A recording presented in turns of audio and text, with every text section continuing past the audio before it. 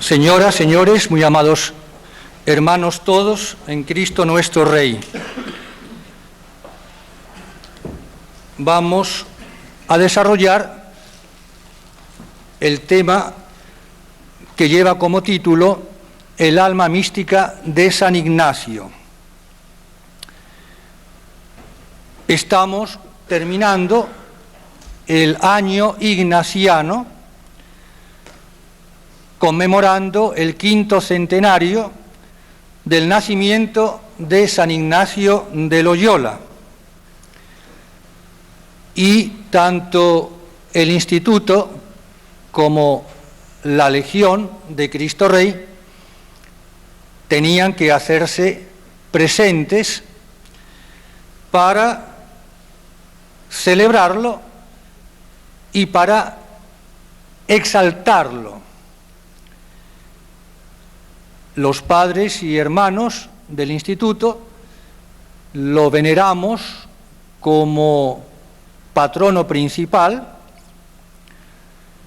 y todos los y las ejercitantes se han nutrido de su doctrina, de su espíritu, de su alma, a través principalmente de los santos ejercicios espirituales. El Papa nos habla de su transformación interior de San Ignacio, que se refleja en el admirable librito de los ejercicios, del que él, dice el Papa, fue el primer ejercitante. Y también, dice el Papa, los ejercicios espirituales y en general la espiritualidad ignaciana siempre han gozado de gran estima en la Iglesia, como lo atestiguan los diversos documentos pontificios, incluso encíclicas, como la Mes Nostra de Pío XI, y como confirman innumerables eclesiásticos y laicos que deben a estas prácticas espirituales el inicio o el renovado impulso de su vida espiritual. De aquí el compromiso específico de los hijos de San Ignacio de no descuidar ese precioso medio de santificación que la providencia ha dado a la compañía para el bien del pueblo de Dios. Hablar hoy, amados hermanos, de San Ignacio de Loyola, diría yo que es un verdadero atrevimiento, es una osadía. ¿Por qué? En primer lugar, digamos, porque es un santo todavía, casi diría yo, desconocido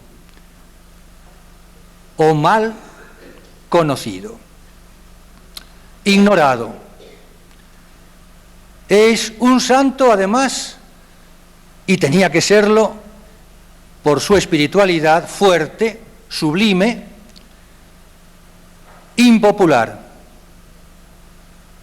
Yo diría, quizá el santo más impopular, de alguna manera. Es realmente un contraste entre lo que simboliza, significa San Ignacio, toda su personalidad, con el ambiente de la época en que vivimos. No hay nada, diría yo, más antagónico, más opuesto. Hablar de un hombre como Ignacio de Loyola, el hombre, diríamos, típicamente reflexivo, profundo, en una época como la nuestra, siempre hablo en líneas generales, claro está, sin ánimo de ofender a nadie, pero en líneas generales digo, una época que se caracteriza, entre otras cosas, por la superficialidad, por la disipación de la vida. por la anticultura incluso. Hablar de un hombre como Ignacio de Loyola, que nos enseña, como él practicó, la mortificación, la penitencia, en una palabra, una vida austera en todos los aspectos. Hoy, en medio de esta bacanal de hedonismo y de esta obsesión o psicosis o enfermedad del sexo, de la búsqueda rabiosa, insaciable del placer, de pasarla bien, de disfrutar de la vida. Qué contraste, ¿verdad? Hablar de San Ignacio de Loyola abanderado de la obediencia, palabra hoy día que realmente insoportable para el mundo. Hoy, en la época de las libertades, de las democracias, del liberalismo, de la liberación, del libertinaje, del libre examen. ¡Qué contraste! En una palabra, amados hermanos, hablar de un gigante, y perdónenme, en la época de los enanos o en la época de la mediocridad. Realmente es un verdadero atrevimiento, casi diría una locura, es exponerse a hacer el ridículo. Pero lo vamos a hacer con mucho gusto. Además ya estamos acostumbrados a hacer el ridículo. Es un santo, en consecuencia, de una tremenda actualidad, justamente, por lo ya dicho. Y uno comprende, yo comprendo muy bien, y cuántas veces lo he dicho, que algo tendrá San Ignacio, todos los santos por supuesto, pero sin hacer comparaciones que suelen ser odiosas, pero algo tendrá San Ignacio, y vamos a tratar de verlo, de meditarlo, que exaspera, diría, al demonio, a Satanás, y que ha hecho y ha conseguido, en buena parte, el demonio, digo, ha conseguido justamente el que San Ignacio pase casi desapercibido.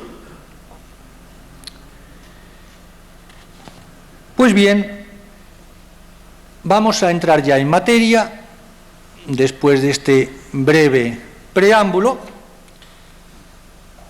y vamos a dividir, para proceder con cierto orden, porque la materia es demasiado abundante,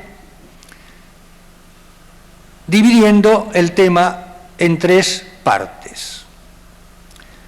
En la primera, veamos, aunque sea sintéticamente, cuál es el sustrato, por así decirlo, cuál es o cuáles son los presupuestos, diríamos, de la mística de San Ignacio. Por aquello de que la gracia supone la naturaleza y que Dios cuando predestina a los santos, a sus santos, ya les da un natural, una naturaleza apropiada, apta para recibir esos dones no solamente sobrenaturales, sino extraordinarios, extraordinariamente diríamos sobrenaturales, dones especialísimos.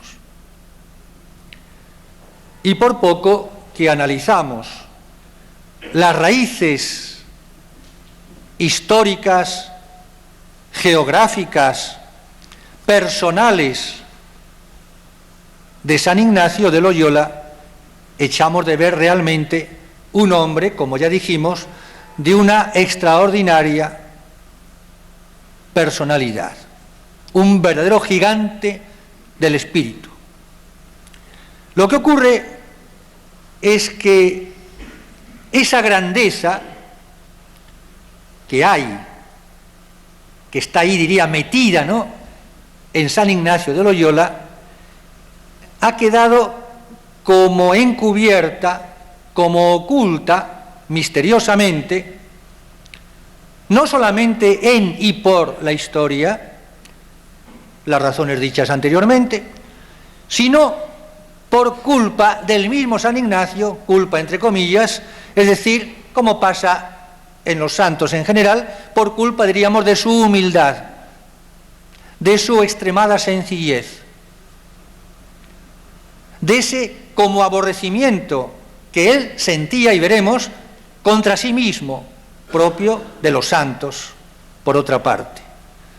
De manera que corremos el riesgo como de pasar de largo, digamos así, y no captar toda esa grandeza, vuelvo a repetir, oculta dentro de esa gran sencillez, de esa gran simplicidad, digamos, de esa heroica, sublime humildad. ¿Cuál es la época, el momento histórico en que aparece Íñigo de Loyola, un 1 de junio de 1491? San Ignacio nace, pues, diríamos, a caballo entre dos grandes edades, una que culmina y otra que empieza, digamos, entre la Edad Media y la Edad Moderna. Entre la Edad Media, del cual es un dignísimo y autorizado representante, en otras palabras, un hombre profundamente tradicional, abanderado de la santa tradición de la Iglesia, y por otra parte que irrumpe en la historia en los comienzos de una nueva era, con sus luces y sus grandes sombras, pero un hombre, bien entendida esta palabra, que se presenta revestido también de cierto aspecto de modernidad, que incluso chocó con los contemporáneos de su tiempo, era inevitable, sobre todo en la estructura que él dio, por inspiración divina, a la Compañía de Jesús. San Ignacio aparece y vive nada más y nada menos que durante el reinado de los reyes católicos. Son palabras mayores, sobre todo por lo que respecta a la reina. Esperamos verla pronto en los altares, a pesar de la furia de la leyenda negra para impedirlo. Isabel la Católica. En la época del emperador Carlos V, del gran Felipe II, es decir, una época de gigantes, en lo divino y en lo humano. Íñigo de Loyola, paje de Juan Velázquez de Cuéllar, gentilhombre del virrey de Navarra, un hombre que se desenvuelve ya desde su juventud por esos avatares de la vida, las circunstancias históricas, al perder de temprana edad a su madre, incluso se piensa que tal vez a lo mejor ni la conoció o la recordó, y se encuentra en ese ambiente de la nobleza española, de ese siglo de oro, único en la historia de los pueblos, podríamos decir, representante dignísimo de la contrarreforma, contra a la falsa reforma de Lutero, o de Erasmo, o de Calvino, no digamos ya de Enrique VIII de Inglaterra, época de la conquista de Granada y del descubrimiento y conquista de nuestra América, a justo título llamada América Española, Hispanoamérica, 1492, como sabemos, época en donde florecen al máximo esas tres grandes órdenes religiosas, sin desmerecer en nada a todas las demás, por supuesto, pero me refiero concretamente a España, la Orden Ínclita de Santo Domingo, la reforma del Carmelo, de esos dos gigantes que se llaman Santa Teresa de Jesús y San Juan de la Cruz. Y en tercer lugar, la ínclita Compañía de Jesús. Y muere el 31 de julio de 1556 a la edad de 65 años. El gran Papa Pío XII, en un célebre radiomensaje dirigido al pueblo español el 21 de julio de 1956, conmemorando precisamente el cuarto centenario de la muerte de San Ignacio, lo describe sucintamente de esta manera tan hermosa. Aquel adolescente apuesto y generoso, dice el Papa, aquel joven fuerte, prudente y valeroso, que hasta en sus desviaciones habría de conservar siempre sus aspiraciones hacia lo alto.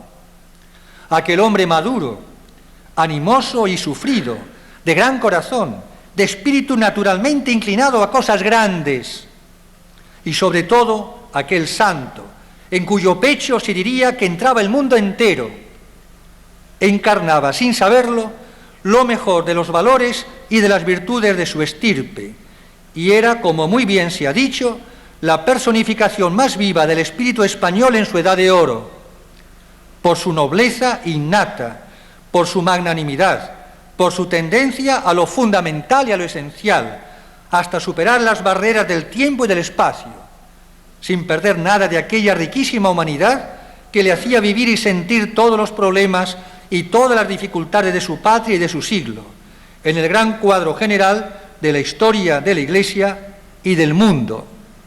Lo que maravilla en los arrobos más sublimes de los místicos españoles de su tiempo, lo que se puede admirar en los grandes teólogos que entonces brillaron, lo que encanta en las páginas inmortales de los escritores que todavía hoy son modelo de una lengua y de un estilo, lo que tantos gobernantes, políticos y diplomáticos supieron poner al servicio de aquel imperio donde el sol no se ocultaba, de todo ello hay un reflejo en el alma de Ignacio, al servicio de un ideal muy superior, sin que por ello pierda lo que tiene de propio y de característico. Era pues conveniente que la España de hoy, hija legítima de la España de ayer, aclamara en este momento a uno de los hijos que más la han honrado.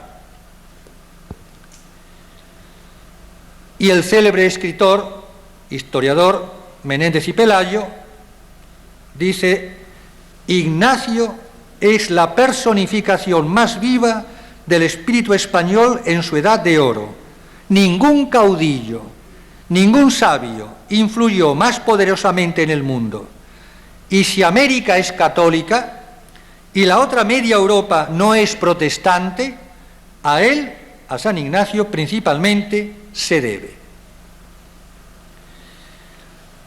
Veamos ahora, también brevemente, el marco geográfico, que por supuesto tiene su importancia en la forja, diríamos, en la fragua de este alma mística de San Ignacio. Un pueblito de la Vasconia, Azpeitia, una especie como de castillo, la Casa Torre, como se la llamaba, de las familias nobles de Loyola y Oñaz, una aldea pequeñita en un valle hermosísimo, frondoso, entre montañas, sobre todo la famosa montaña llamada el Izarraiz, piedras recias, entre los grandes muros, escudos de armas, recuerdos de la guerra, de las hazañas de estas familias de alguna manera legendarias. Un mundo aislado, en una palabra, de la civilización urbana. Reliquias, cuadros de gran valor. Entre ellos destaca un cuadro de la Anunciación de la Santísima Virgen, regalado justamente por la reina Isabel. La ermita del pueblo, todo este ambiente de recia austeridad, de soledad, un clima, diríamos, de retiro espiritual. Ahí nació, ahí se incubó, ahí se gestó, ahí vivió, ese aire respiró el niño Íñigo de Loyola. Ahí pasó los primeros años de su niñez, de su juventud. Pero lo más importante, claro está, lo más característico, lo que más tenemos que destacar es precisamente ese aspecto humano, ese natural o esa naturaleza, ese temperamento, ese carácter y más adelante esa personalidad humana de Íñigo López de Loyola, el hijo menor, el Benjamín, de una familia cristiana de tradición de 11 hijos. Su padre murió cuando él, Ignacio, tenía apenas 16 años. Y como decíamos antes, su madre tuvo que morir antes, incluso se piensa, con fundamento, que tal vez el mismo San Ignacio no la recordaba, porque sería muy niño. Es también significativo que San Ignacio no nombra nunca habla para nada de su madre, una gran señora, ¿no? Es decir, que San Ignacio vivió en un ambiente hasta cierto punto de soledad. Y claro, le gustaba el silencio del valle rodeado de montañas. A tal punto que él decía que pensaba irse a la Cartuja de Sevilla, aunque Dios tenía sobre él otros planes. Y su secretario particular, el padre Polanco, decía de San Ignacio que era de temperamento recio y valiente, y lo demostró toda su vida, hasta la muerte. Y más aún animoso para acometer grandes cosas. Un espíritu realmente, tremendamente magnánimo. Un hombre, diría yo, que ha nacido para lo grande, para cosas grandes. Distingamos, amados hermanos, 5 características o rasgos, aspectos de esta gran personalidad. Comencemos por el caballero, leal vasallo de la corte del rey católico, amante y defensor de sus tradiciones, de los Loyola Oñaz. Como él dice en su autobiografía, se deleitaba en ejercicio de armas, en ganar honra. Era muy dado a los libros de caballerías, lo mismo que Santa Teresa de Jesús cuando era joven, cuando era niña, una cosa muy corriente en aquel entonces. Se destacó heroicamente en la defensa del sitio de Pamplona, en la guerra contra los franceses, de tal manera que cuando ya estaban sus compañeros dispuestos a la rendición, él no quiso rendirse y los convenció para seguir luchando hasta morir, hasta que una bombarda, como se decía en aquella época, le quebró una pierna y entonces cuando él cayó herido en la defensa de esa fortaleza, automáticamente ya se rindieron a los franceses. Ya destacaba, diríamos, como valor, como arrojo, como valentía, como hidalgo. Esta herida, cuando uno continúa leyendo la vida de San Ignacio, se da cuenta que en el plan de Dios tuvo una significación muy profunda. Nos recuerda, por ejemplo, cuando Cristo se aparece a Saulo después el gran apóstol San Pablo, camino de Damasco, ¿no? Como lo tiró por tierra, o como también el ángel hirió en un muslo a Jacob, como cuenta el Antiguo Testamento. Es decir, como la gracia de Dios ya le hirió, le tocó la fúlgida belleza de un alma a quien la verdad, a quien la gracia de Dios, yo diríamos a quien la realeza de Cristo ha hecho violencia, le hace caer por tierra. Y entonces Íñigo, convaleciente en el castillo de Loyola, que yo tuve la gracia de visitar y de venerar devotamente, fue obligado, a permanecer inmóvil durante su convalecencia después de esa curación que él sufrió sin pronunciar un grito ni un mínimo gesto de dolor, solamente apretando los puños y cerrando los labios, un hombre de una voluntad terrible, un gigante verdaderamente. Y entonces la divina providencia ahí le obligó a pedir un libro para entretenerse. Todavía era mundano, dado las cosas vanas de este mundo, como él lo dice textualmente al comienzo de su autobiografía.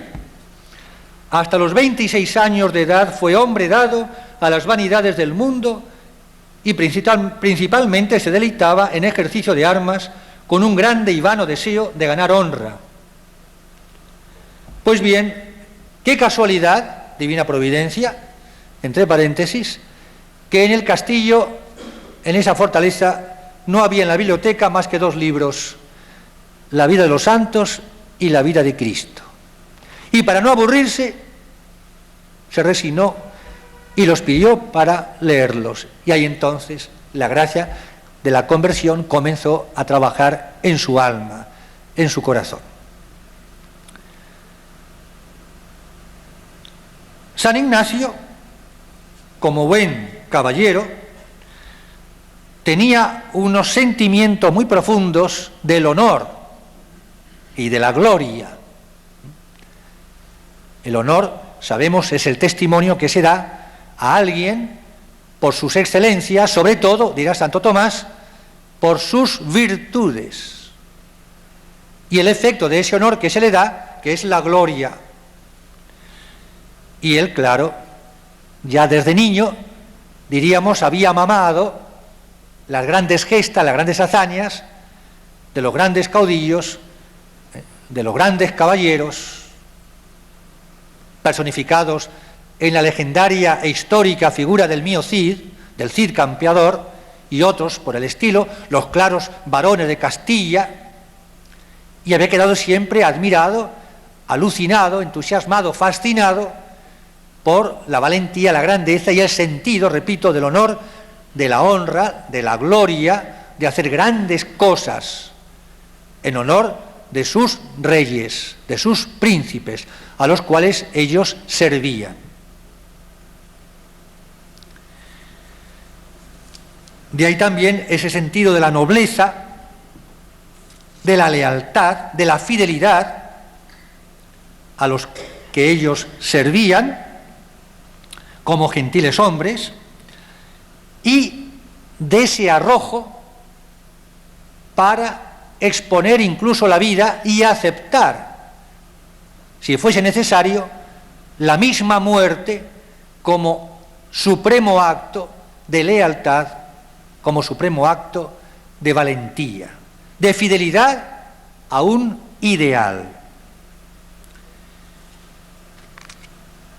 Estos sentimientos naturales ya, temperamentales, en San Ignacio, él los vuelca ya en una dimensión, por supuesto, sobrenatural, en los ejercicios espirituales.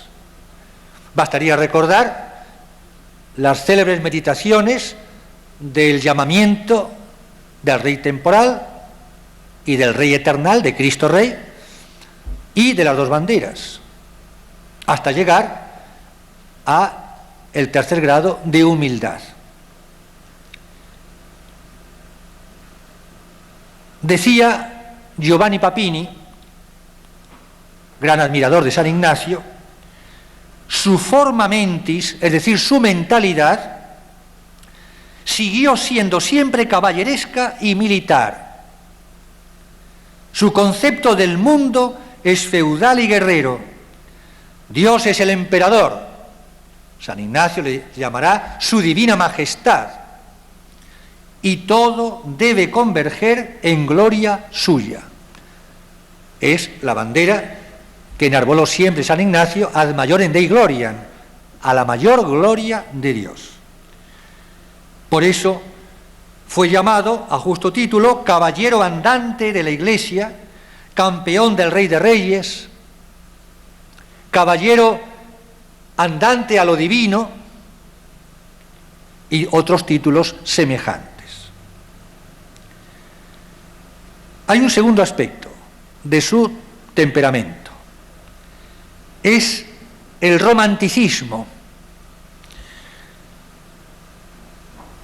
Íñigo de Loyola, como todo caballero, fue realmente un romántico.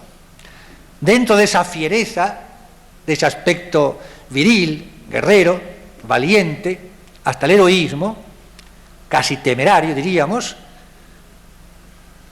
sin embargo, al mismo tiempo encontramos un gran corazón, un verdadero enamorado.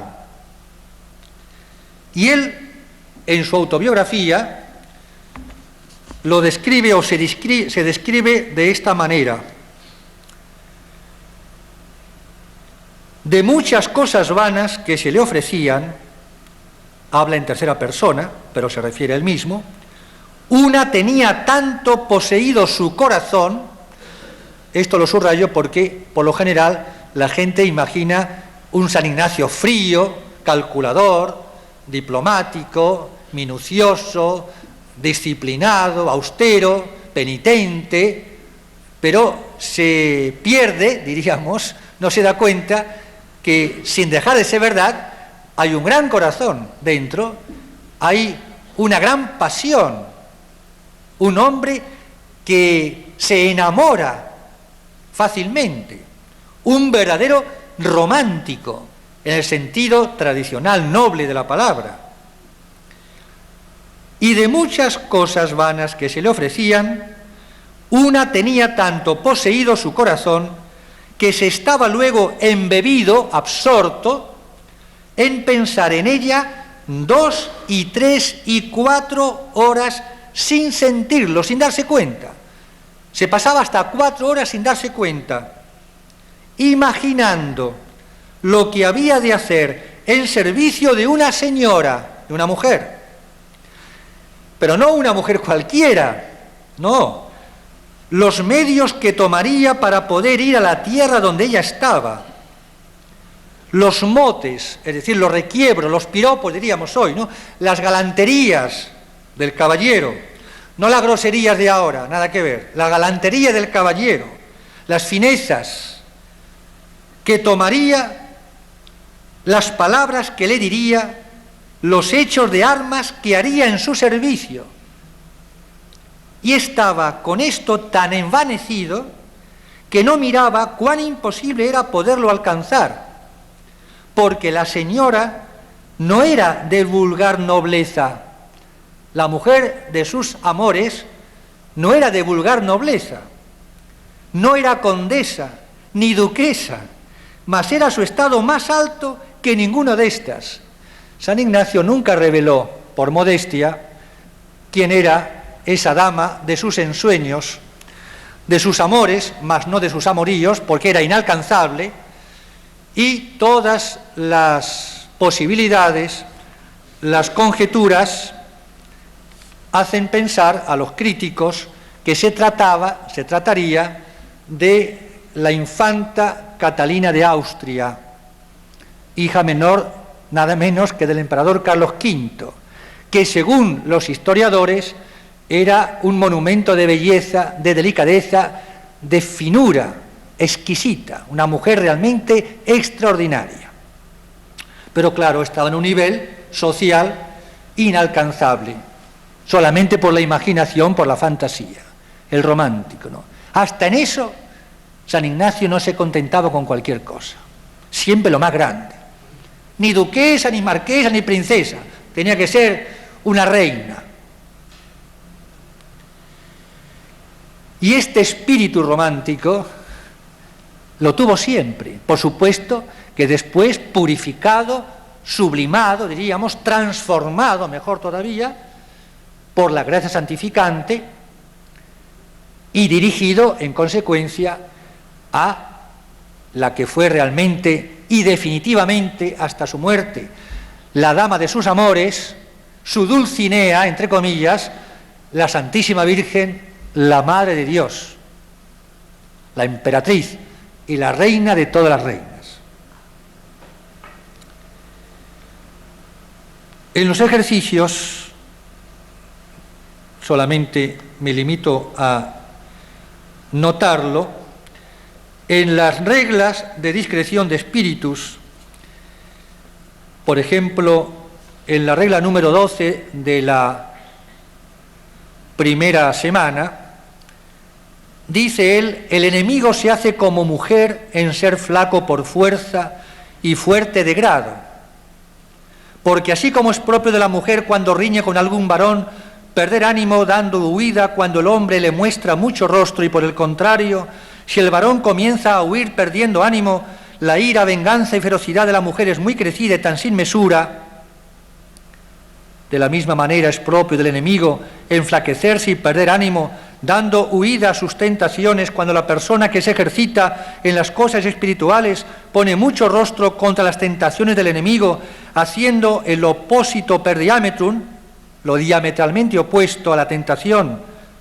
Y por el contrario, si la persona que se ejercita comienza a tener temor y perder ánimo en sufrir las tentaciones, no hay bestia tan fiera sobre la haz de la tierra como el enemigo de naturaleza humana en prosecución de su dañada intención con tan crecida malicia. San Ignacio tenía, cuando no era todavía San, sino meramente Íñigo de Loyola, experiencia de lo que era justamente esas rondas nocturnas o callejeras de los caballeros, las riñas y los duelos, y de los encuentros y de las diversiones con las mujeres. Él mismo, de una manera muy, diríamos, sutil o de una manera muy delicada, lo dice, lo reconoce en su autobiografía, ¿no? Incluso se sabe por la historia, como fue acusado y tuvo que presentarse ante el juez con algunos compañeros a raíz, después de algunos de estos altercados, de estas rondas de amoríos y de caballeros y mujeres, etcétera, etcétera. Siempre queda, ¿no?, en el fondo ese romanticismo. Lo mismo que en la regla 13. Asimismo, dice, el demonio se hace como vano enamorado. Vano enamorado. Él también fue vano enamorado antes de su conversión, en querer ser secreto y no descubierto. Porque así como el hombre vano, que hablando a mala parte requiere a una hija de un buen padre o a una mujer de buen marido, quiere que sus palabras y sus acciones sean secretas, y al contrario le displace mucho cuando la hija al padre o la mujer al marido descubre sus vanas palabras e intención depravada, porque fácilmente colige que no podrá salir con la empresa comenzada. De la misma manera, cuando el enemigo de naturaleza humana, el demonio, trae sus astucias y suasiones o persuasiones a la ánima justa, quiere y desea que sean recibidas y tenidas en secreto, mas cuando las descubre a su buen confesor o a otra persona espiritual que conozca sus engaños y malicias, mucho le pesa, porque colige que no podrá salir con su malicia comenzada en ser descubiertos sus engaños manifiestos. Y en la regla 14, asimismo el demonio se hace como un caudillo para vencer y robar lo que desea. Todo esto San Ignacio lo había vivido, en su niñez lo había visto y en su juventud. Porque así como un capitán y caudillo del campo, asentando su real y mirando las fuerzas o disposición de un castillo, le combate por la parte más flaca, de la misma manera el enemigo de naturaleza humana, rodeándonos, mira en torno todas nuestras virtudes teologales, cardinales y morales, y por donde nos halla más flacos, más débiles, el punto débil, y más necesitados para nuestra salud eterna, por allí nos bate y procura tomarnos. Este fue el ambiente que él vivió en su juventud hasta sus aproximadamente 26 años.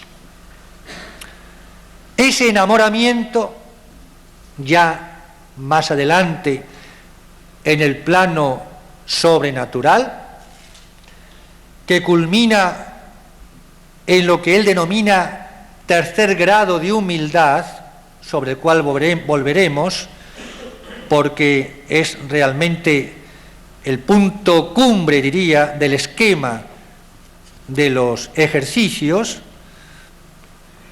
es decir, la locura de amor, el enamoramiento.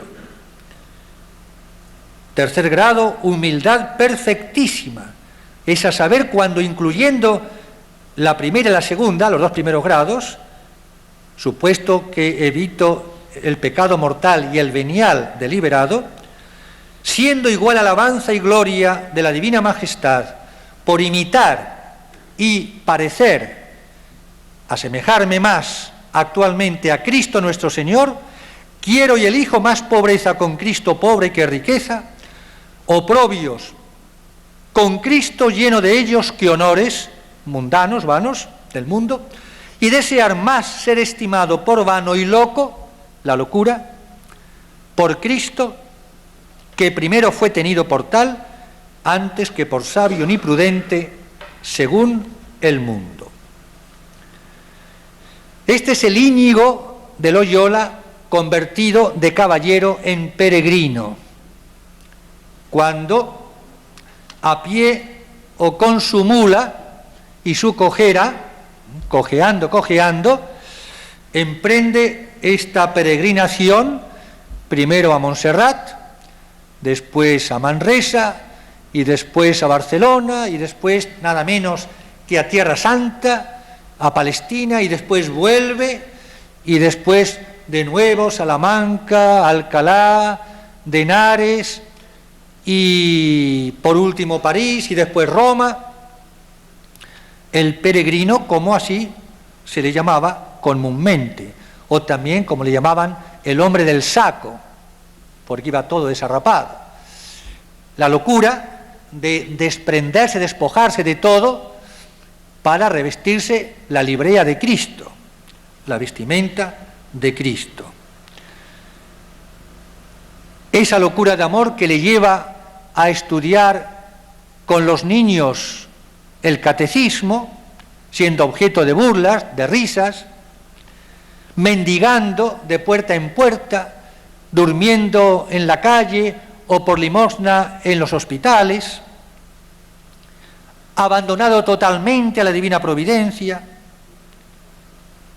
exponiéndose incluso en esos largos viajes a morir, ¿no? Porque a veces se encontraba en situaciones sumamente comprometidas, era tenido por sospechoso, por ladrón, asaltante, pasando incluso entre dos fuegos, como por ejemplo en Italia, donde estaban en guerra en aquel momento, maltratando su cuerpo con austeridades, abstinencias y penitencias hasta arruinar totalmente su salud. Se cuenta en la historia que cuando murió en Roma, al hacer la autopsia, se le encontraron el hígado lleno de piedras, los pulmones destrozados, el estómago destrozado, por cualquier cosa que comía y sobre todo por lo que no comía, penitencias que realmente eran verdaderas locuras. Fue apaleado, apedreado, encarcelado, acusado de sospechoso de herejía, que era lo peor que le podía ocurrir a un caballero y a un español en aquella época. Por su natural, deseaba ir desnudo dice él, con plumas y todo, para hacer el ridículo, y ser tenido por loco, y ser tenido por loco. Verdaderamente, cuando leemos, por ejemplo, las aventuras del célebre, simpático hidalgo Don Quijote de la Mancha, encontramos ciertas analogías, ¿no? Quijote de Dios, ¿no? Aventurero de Dios, peregrino de Dios. Don Quijote también soñando en las hazañas que iba a hacer en honor de su Dulcinea querida. Íñigo de Loyola también en honor de Cristo, su Rey divino, de la Virgen Nuestra Señora, su reina. El Quijote tenido por loco, San Ignacio lo mismo. El Quijote que vive del ideal, de los ideales, el idealista, ¿no? Que vive su mundo. San Ignacio también, aunque con los dos pies bien en la tierra, por supuesto. Podríamos hablar, y solamente lo señalo por falta de tiempo, del humanismo ignaciano, un rasgo también característico. Un tercer aspecto es su espíritu, su temperamento, su carácter tremendamente reflexivo, no introvertido, para nada, todo lo contrario, pero sí introspectivo, ya por naturaleza, un hombre acostumbrado a entrar dentro de sí, a analizarse, a controlarse, sus pensamientos, sus afectos, sus palabras, sus obras. Se paraba a pensar, esta expresión de él mismo en su autobiografía, se paraba a pensar lo que significaba lo que estaba leyendo o lo que estaba sintiendo en su corazón. Aquí comenzó lo que después se llamaría y llamamos ahora el discernimiento de los espíritus. San Ignacio, que es, digamos, un maestro en la materia del discernimiento espiritual, es decir, de saber juzgar, distinguir, discernir la diversidad de los espíritus, el bueno y el malo, o el propiamente humano o natural, como él lo escribe también en las célebres reglas de los ejercicios. Sus expresiones reiteradas como reflectir, es decir, reflexionar, entrar dentro de mí, considerar, advertir, repasar la historia de su vida, como diría también en el ejercicio de los pecados. Y cuando él se autoanalizaba, entonces comenzó a discernir y a descubrir, por una parte, las mociones, los movimientos, los pensamientos que venían del buen espíritu y, por el contrario, los del mal espíritu. De ahí nacieron los propósitos de cambiar de vida. Comenzó él, evidentemente, a desengañarse de su vida pasada. Evidentemente que fue una vida no santa, desde luego, él mismo lo confiesa humildemente, sin reparos. Pero él se desengaña, toma conciencia del tiempo perdido, de las vanidades del mundo, y por eso él mismo, por ejemplo, en el tercer ejercicio de los pecados de la primera semana, nos dice estas palabras. Concretamente, en los 3 coloquios. El primer coloquio a Nuestra Señora, para que me alcance gracia de su Hijo y Señor, para 3 cosas. La primera, para que sienta interno conocimiento de mis pecados, interno conocimiento, y aborrecimiento de ellos. Segunda, para que sienta el desorden de mis operaciones, para que aborreciendo ese desorden, la raíz de mis pecados, me enmiende y me ordene. Y tercera, pedir conocimiento del mundo, para que aborreciéndolo, aparte de mí las cosas mundanas y vanas.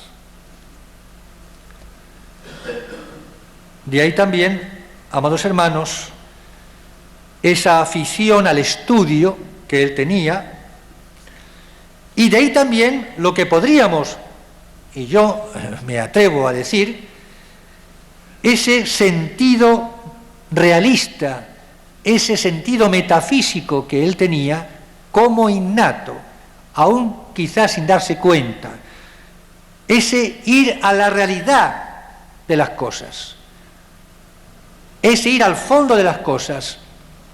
De ahí también, entre paréntesis, ese sentido, sentimiento trágico de la vida, trágico por cuanto realista, de la vanidad de las cosas que pasan, de ese idealismo maravilloso, de ese idealismo sublime, envidiable, de deseo del absoluto, es decir, de lo que no pasa, de lo profundo, es decir, de lo no superficial, de lo que no se ve, es decir, de lo que trasciende lo sensible, el alcance de los sentidos. De ahí también ese sentido de simplicidad, de saber reducir todo a pocas, yo diría a una sola idea, como es el libro de los ejercicios espirituales, que no son en realidad más que el desarrollo de una sola idea que él llama el principio fundamento. El hombre es creado para alabar, hacer reverencia, servir a Dios nuestro Señor, mediante esto salvar su alma y lo demás tanto cuanto me ayuda para alcanzar mi último fin. Y nada más, y nada menos. Y está todo dicho. Es propio de los sabios ser hombre de pocas ideas, de una sola idea, pero llevada hasta sus últimas consecuencias. O dicho de otra manera, hombres de una gran pasión, San Ignacio, un temperamento arrebatadamente, fogosamente apasionado, pero una gran pasión puesta al servicio de un gran ideal.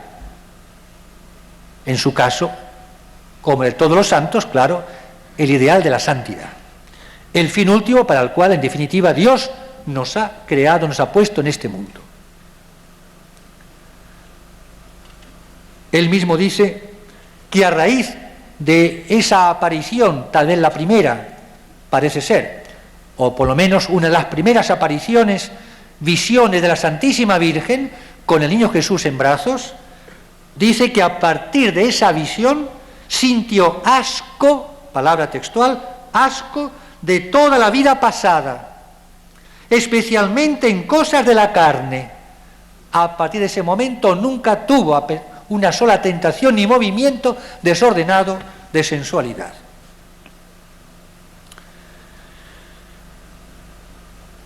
Dice el célebre historiador jesuita especialista, el padre García Villoslada, San Ignacio fue un hombre dotado de una potencia de reflexión tan innata y fuerte que a cada instante lo vemos propenso a replegarse sobre sí mismo. Replegarse para después desplegarse. Misionero apóstol 100%. Pero justamente para ser conquistador, para conquistar, para llegar a los demás, primero tengo yo que entrar dentro de mí. Y hay esa expresión suya, por ejemplo, en las reglas de elección de Estado o de reforma de vida, mirar dónde más la razón se inclina. Después que así he discurrido y raciocinado a todas partes sobre la cosa propuesta, es decir, el tema de mi elección o de mi reforma, mirar dónde más la razón se sobreentiende iluminada por la fe, siempre dentro del plano sobrenatural, por supuesto, se inclina. Y así, según la mayor moción racional y no moción alguna sensual, se debe hacer deliberación sobre la cosa propuesta. Cuarto aspecto de su personalidad humana: voluntad férrea. Creo que férrea es decir poco, ¿no?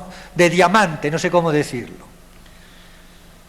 Un hombre de una constancia, de una fortaleza, de una tenacidad, de una perseverancia en sus propósitos, en sus planes. Yo diría en una palabra, de un aguante que asusta, que deja perplejo, terrible. Cuando él se proponía una cosa, la llevaba hasta sus últimas consecuencias y nadie le podía convencer de lo contrario. Y sobre todo, cuando era el Espíritu Santo el que se lo inspiraba, cuando era Cristo Rey el que se lo mandaba o se lo insinuaba, San Ignacio era terrible, ¿no? Iba hasta las últimas consecuencias. Tenía una libertad de espíritu extraordinaria. Lo vemos muy bien en las meditaciones del Rey temporal, cuando dice, por ejemplo, yo quiero y deseo, y es mi determinación deliberada. Esas expresiones que se repiten. Es decir, esa entrega consciente, responsable, del que sabe a lo que se juega y lo que se juega, y a quién se entrega. Y en el final de sus cartas era común terminar con estas palabras textuales: para que en todo su santísima voluntad siempre sintamos la de Dios y aquella enteramente cumplamos. Voluntad, que llega justamente hasta el heroísmo. En la célebre meditación de los tres binarios, lo mismo, sobre todo el tercer binario, que es la aplicación ya inmediata, concreta, práctica de la célebre indiferencia, palabra de San Ignacio, es decir, de la total, plena disponibilidad para elegir lo que más agrada al Señor. Y en esa nota, después del tercer binario, es de notar que cuando nosotros sentimos afecto o repugnancia contra la pobreza actual, cuando no somos indiferentes a pobreza o riqueza, a cualquier criatura, es decir, cuando tenemos algún afecto desordenado, mucho aprovecha para extinguir, para arrancar el tal afecto desordenado, pedir en los coloquios, aunque sea contra la carne, aunque sea contra mis inclinaciones, que el Señor le elija en pobreza actual y que Él quiere, pide y suplica, con tal que sea para servicio y alabanza de la su divina bondad. Se ha hablado del voluntarismo, de la espiritualidad ignaciana, pero hay que entenderlo bien, supuesta la gracia de Dios. Por eso Él comienza todas las meditaciones en los ejercicios con la oración preparatoria, principio, fundamento, y con el preámbulo pidiendo la gracia. La iniciativa viene siempre de Dios, del Espíritu Santo. Pero San Ignacio insiste, supuesta, repito, la gracia en el acto de voluntad libre. Porque si yo no quiero, Dios respeta, diríamos así, mi libertad. No basta que Dios me dé la gracia, hace falta que yo corresponda a la gracia.